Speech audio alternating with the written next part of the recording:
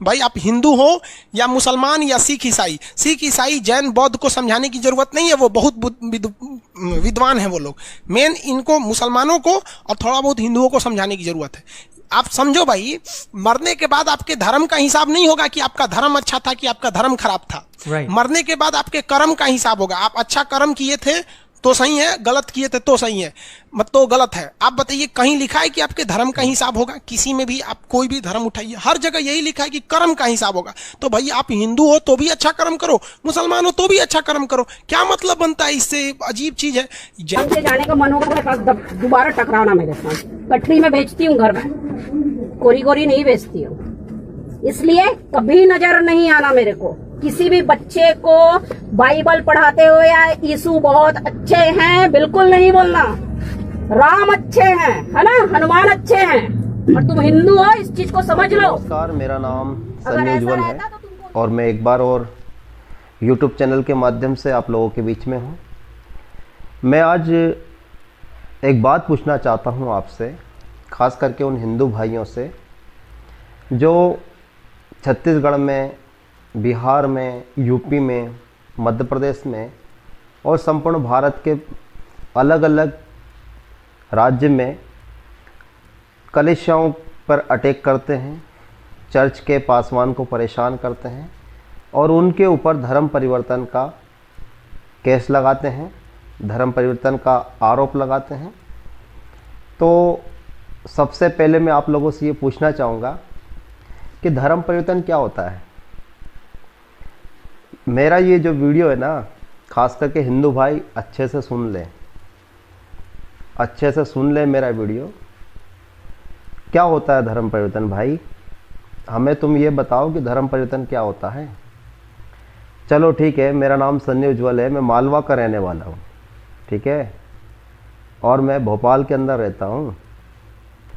और धर्म परिवर्तन क्या होता है मैं तुम्हें समझाता हूँ कि धर्म परिवर्तन होता क्या है, ठीक है।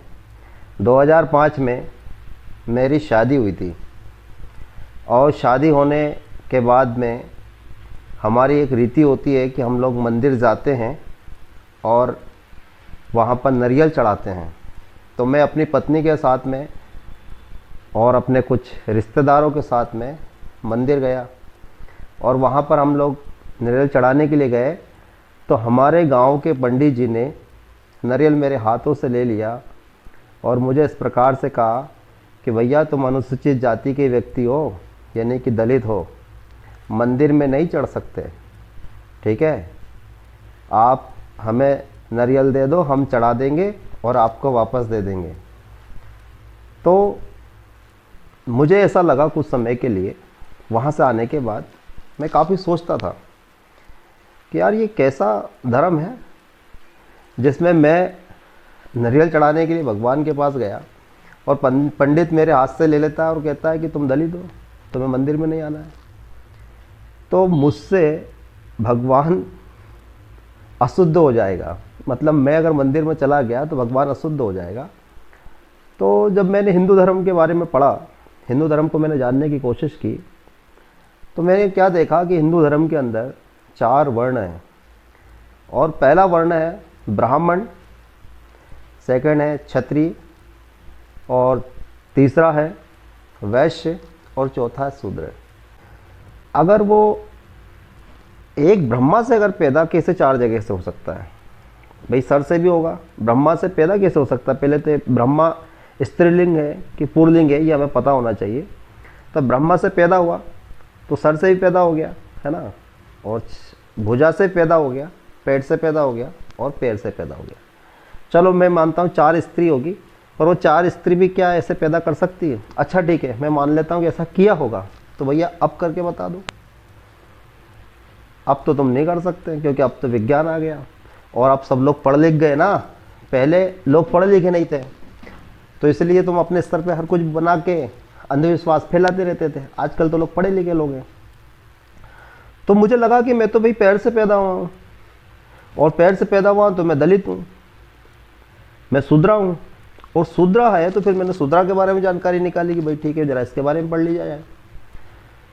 तो शूद्रा के बारे में जब मैंने पढ़ा तो इसमें 6743 जाति है और इसमें एससी भी आता है, एसटी भी आता है और ओबीसी भी आता है। अब एससी, एसटी और ओबीसी ये टोटल 6743 जाति शूद्रा में आती है। अब भैया हिंदू धर्म की ये 4 वर्ण व्यवस्था है। अब इसमें ये बताइए कि ब्राह्मण आपस में शादी करता है, ठाकुर आपस में शादी ब्याह करता है, बनिया अपने आपस में शादी ब्याह करता है, पर जो शूद्रा वर्ण है इसमें 6743 जाति इन्होंने बनाई ताकि ये लोग कभी एक ना हो पाए और ये आपस में रोटी बेटी ना कर पाए। पर हमारे जो बाबा साहब अम्बेडकर थे, जो हमारे शूद्रों के लिए मसीहा के रूप में आए, उन्होंने 6743 जाति को 3 जाति में बदल दिया, एक एससी, एक एसटी, एक ओबीसी। अब भाई हम तो एससी वाले हैं और मैं तो सभी एससी भाइयों से और एसटी, एससी और ओबीसी भाइयों से ये निवेदन करूंगा कि काल्पनिक चीज़ों को मत मानो, एक सच्चाई को मानो जो सत्य है और सत्य को अपनाओ, ठीक है। तो जब मैंने हिंदू धर्म के बारे में तो पढ़ लिया, फिर मैंने कुछ रिलीजनों के बारे में पढ़ना शुरू किया, जिसमें हिंदू था, मुसलमान था, सिख था, ईसाई था, जैन था, बौद्धिस्ट था, फारसी था, यूनानी था, मांदी था, कुशी था, बबई था, यजीदी था। जब मैंने अलग अलग धर्मों के बारे में पढ़ा तो मुझे सारे धर्मों में बौद्ध धर्म और ईसाई धर्म अच्छा लगा। तो मुझे लगा कि ये धर्म वो धर्म है जो मानवता की बात करते हैं, इंसानियत की बात करते हैं, भाईचारे की बात करते हैं और यहाँ पर बराबर का सम्मान का दर्जा मिलता है, मान सम्मान मिलता है।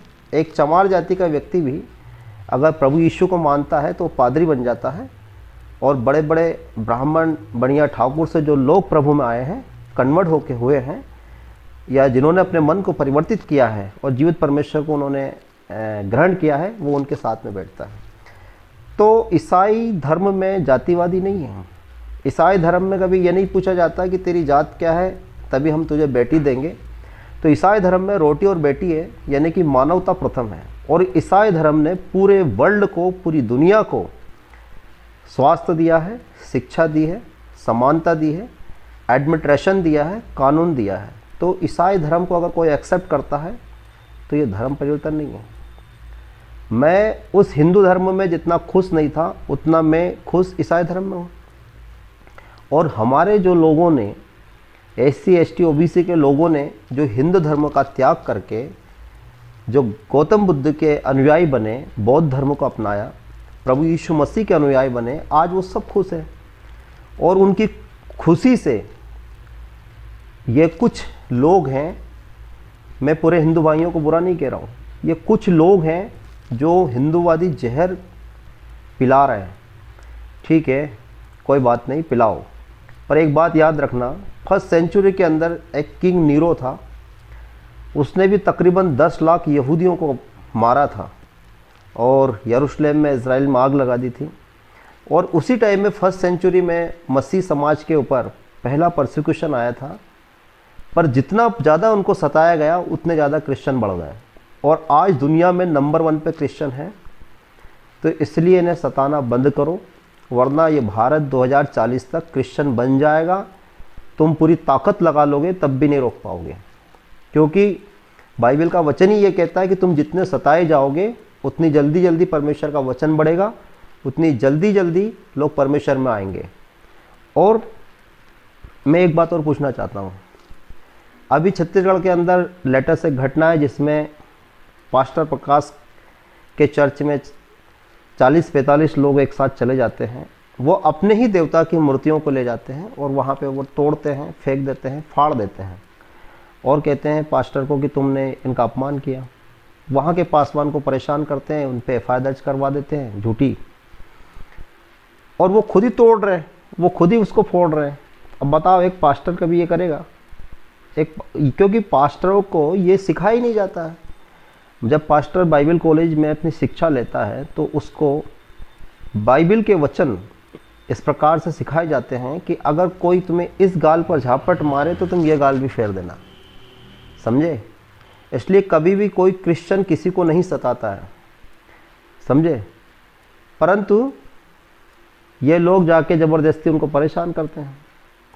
मैं मेरे हिंदू भाइयों से एक बात कहना चाहूँगा, जितने भी तुम लोग जो आरएसएस की जो शाखाएं चला रहे हो, किसी दिन किसी मस्जिद के ऊपर तुम जाओ और उस मस्जिद के ऊपर जाके कोई नमाज पढ़ते टाइम में जाके इस प्रकार की हरकत करो।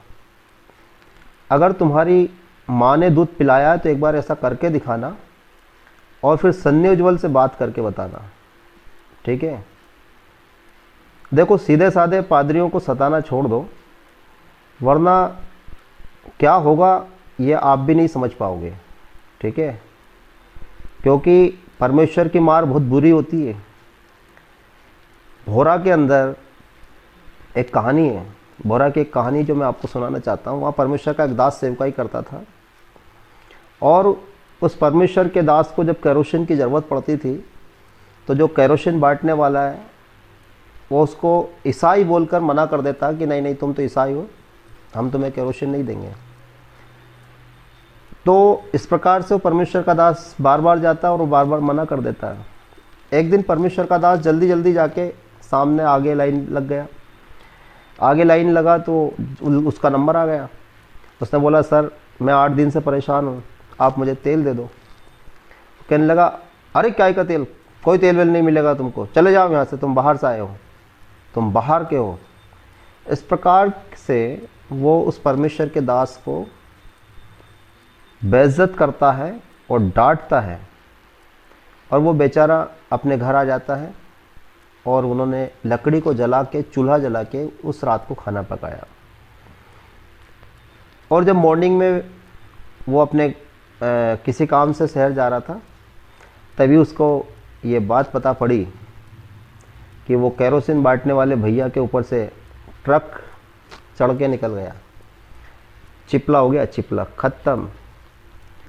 हमारा बाइबल में इस प्रकार से लिखा है, परमेश्वर यहोवा कहता है, जो आकाश और धरती पूरी कायनात का खुदा है, वो ये कहता है कि तुम नहीं मारना, तुम मारना मत, क्योंकि तुम मेरे दास दासी हो, मेरे बेटे बेटी हो, तुम मुझे क्रोध करने का मौका देना।